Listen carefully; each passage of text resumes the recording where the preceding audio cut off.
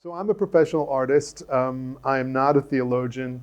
I read a lot and I have a lot of discussion about these topics. And as I mentioned earlier, my entire life has been spent struggling with this because as an artist, I found that I don't have a place in the church.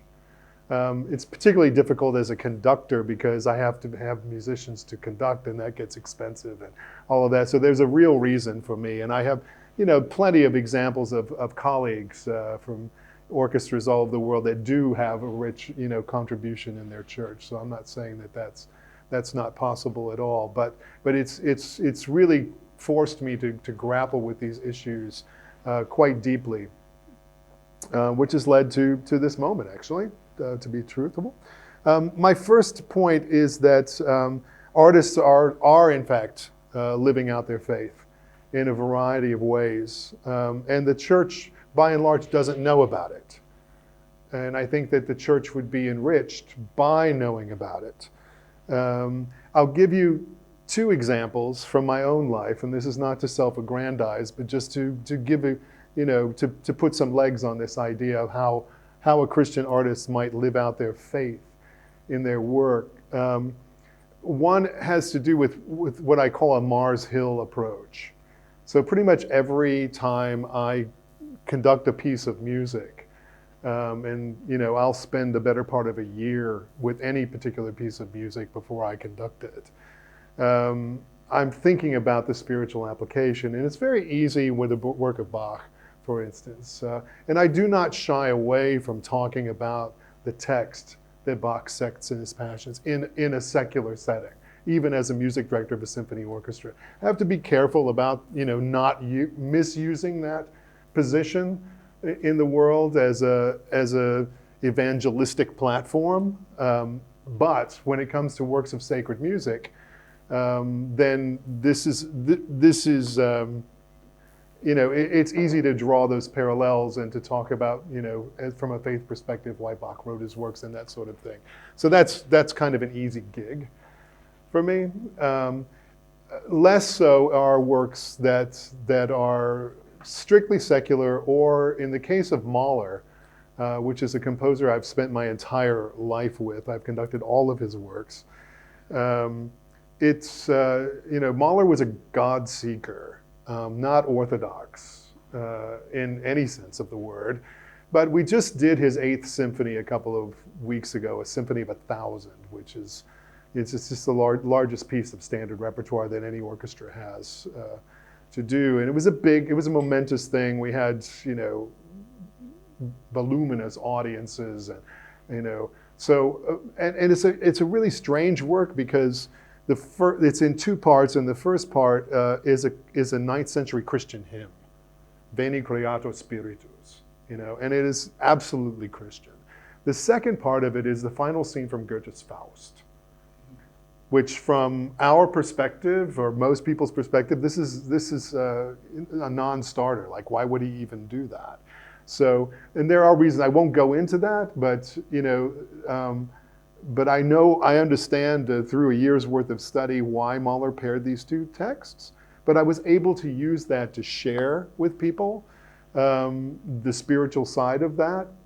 And a very dear friend of mine was the bass soloist. His name is Stephen Morshek.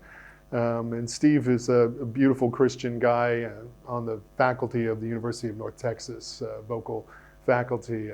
But he came up to me afterwards and he gave me a hug and he said, I just want to be encouraging to you that God is really using you because you found a way to preach the gospel in a way that people would never think of, and it's coming through loud and clear. I'm like, well, thanks for saying that. Not exactly sure how that's happening. But I think that this Mars Hill kind of approach is what a lot of Christian artists do, and I think the church could be enriched by understanding that.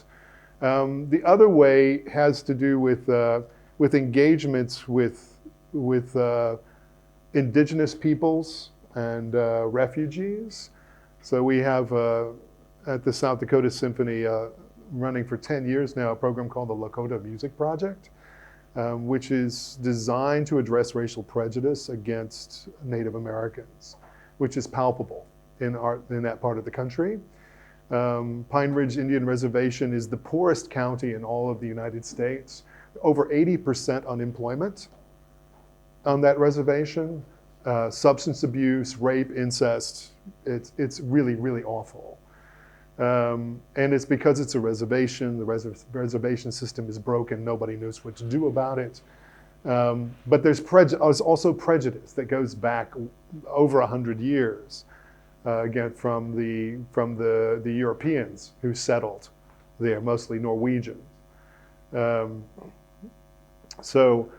It was a surprise to me when I went there and became their music director that this would be the issue.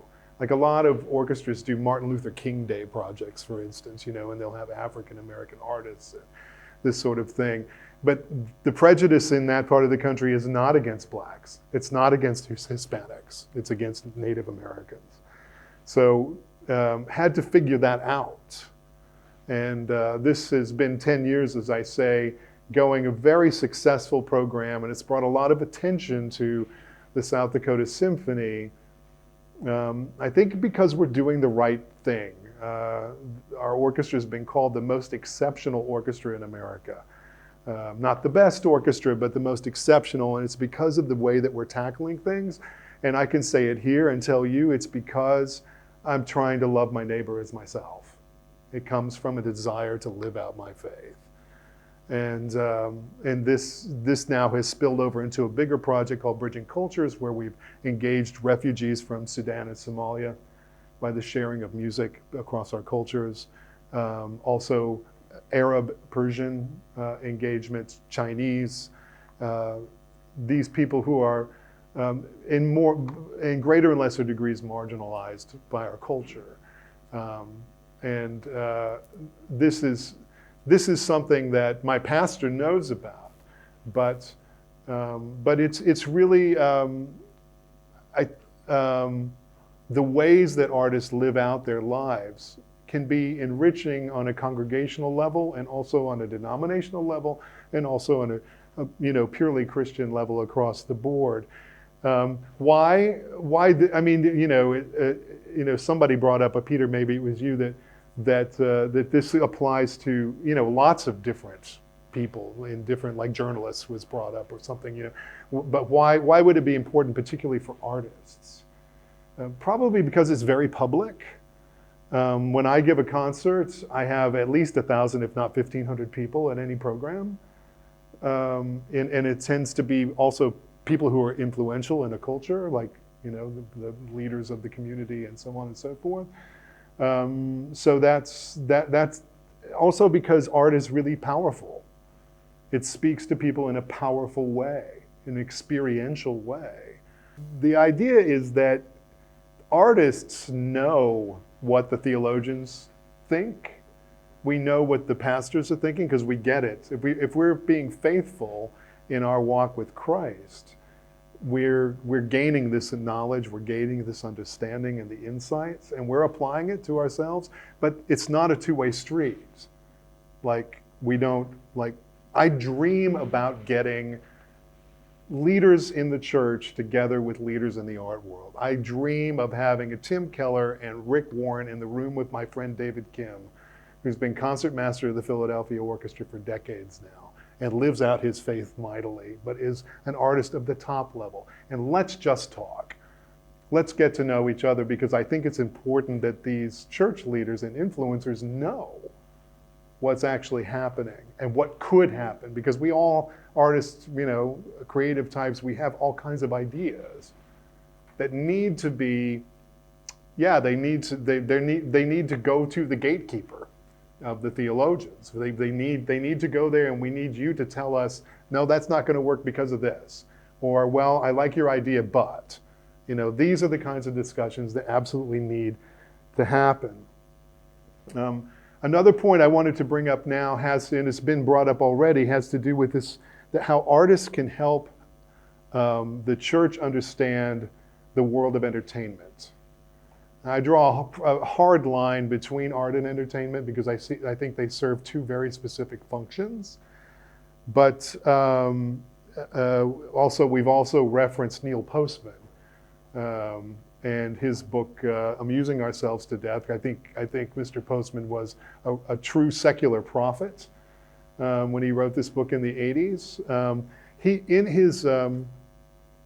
In his prologue to the book, he writes about Orwell and Huxley and two worldviews, right? And George Orwell, his dystopian, they're both dystopian, but his, 1984 being that we would become controlled from without, and that there would be thought police and this sort of thing. Huxley's Brave New World was from the other angle, in that wouldn't even be necessary to have control from without, because we would be controlled from within, that our culture would be changed and we would become addicted to things that would shape us and direct us. In the book, there's a fictional drug called Soma that everybody's addicted to, that is sort of placates us, and we become, very compliant. It's the metaphor of the dog of the frog being boiled in water, starting in water that's tepid and comfortable, and the heat rises gradually, and the frog doesn't even realize he's being boiled alive. So that's our culture now, largely through entertainment, largely because entertainment is very palatable. It's appeals to our baser elements and very hard to resist, kind of like a McDonald's hamburger or something like that. But we as artists understand these things in the culture, and we also have solutions as to how we can be influencers in a different way through the creation of meaningful art that can be in the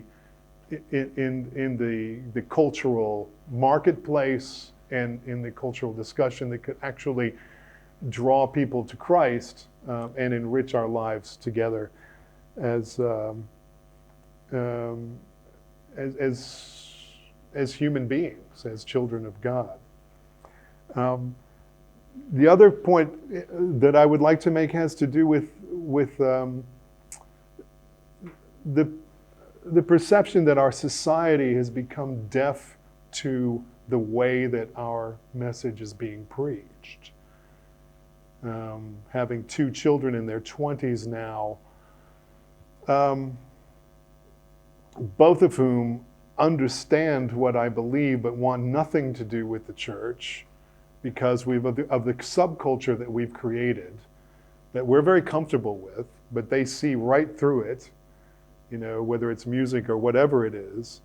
And I think most people looking at, the way we do church and live our lives is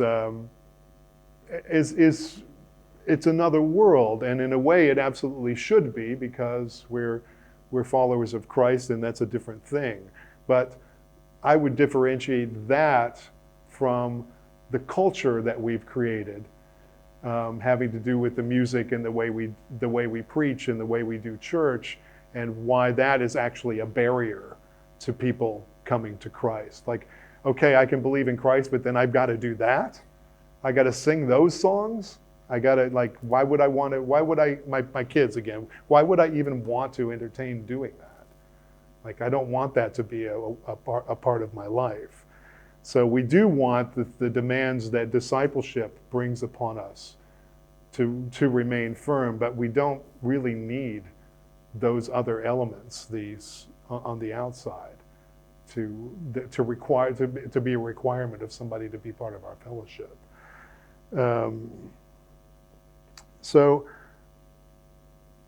Along those lines, there's a very interesting article in last week's Sunday New York Times about the Whitney Museum in New York City. And it has to do with donors. And this is our cultural moment that we're in right now, that people are so concerned with social justice and the environment. Those are the two issues. In America, we're really having to deal with this because our arts institutions are dependent upon philanthropy. much more so than Europeans. Like there is no Ministry of Culture in the United States, never has been. And there's no one overseeing the arts for the country, and there's very little financial support. The budget for the National Endowment for the Arts of the United States is less than the budget for the arts of the city of Berlin. I mean, it's pretty bad this way. We just simply do not value culture in the United States. And so it's given over to philanthropy, to rich people and corporations to support us. But now, and one of the main, St. Paul Chamber Orchestra just cut way back, and it was all over the news. Fantastic ensemble, but they had to cut way back because of the culture of philanthropy in the Twin Cities in Minnesota has totally changed, because the next generation of those who are philanthropists, corporate philanthropists in the city, are interested in only those two issues, social equity and the environment. That's it. They will not fund culture, unless it has to do with those two elements. And so these cultural institutions find themselves having to shrink because there is no money to be had. You read this article about the Whitney and this one donor who has family ties to the drug Oxycontin. So these are opioids and the mass addiction that we're dealing with in our country to this. And basically they're issuing judgment through the artistic institution on this person, and thereby on this whole industry, this big pharma industry. But